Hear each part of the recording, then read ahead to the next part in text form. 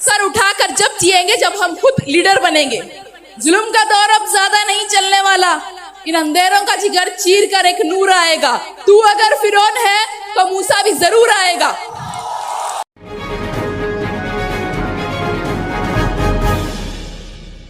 इससे पहले कि बैरिस्टर असदुद्दीन अवैसी साहब आए, हम ये बताना चाहते हैं कि मजलिस को चाहने वाली हमारी बहनें भी हैं।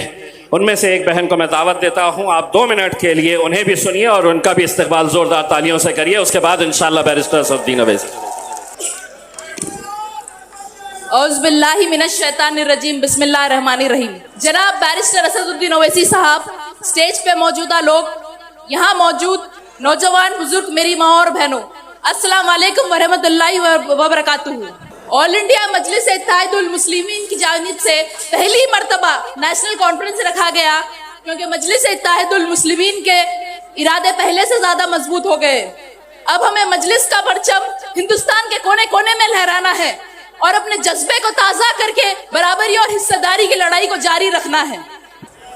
इल्जामात तो लगते रहते हैं, हार जीत भी लगी रहती है। बेशक हार जीत अल्लाह के हाथ में है, लेकिन हमारा काम है कि हम अपना काम जारी रखें और कोशिश करें। और अल्लाह भी उस कौम की मदद नहीं करता जो खुद ना चाहे अपने हालात बदलना।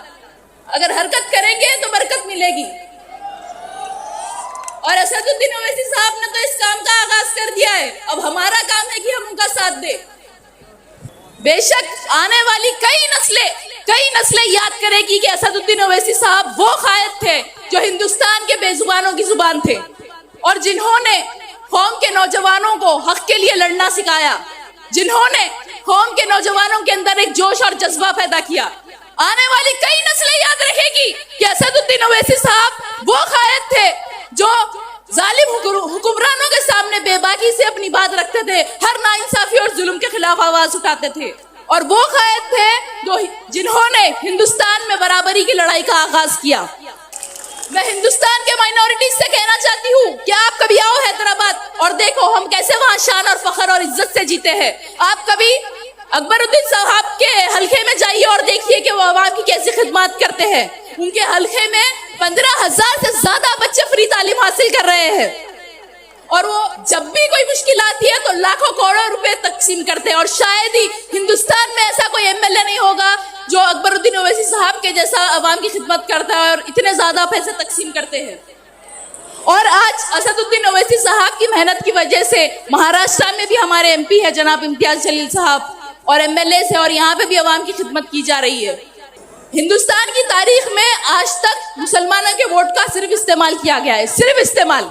और हिंदुस्तान के मुसलमान शान और फख्र और इज्जत से सर उठाकर जब जिएंगे जब हम खुद लीडर बनेंगे। जुल्म का दौर अब ज्यादा नहीं चलने वाला, इन अंधेरों का जिगर चीर कर एक नूर आएगा। तू अगर फिरौन है तो मूसा भी जरूर आएगा। शुक्रिया, अस्सलाम वालेकुम।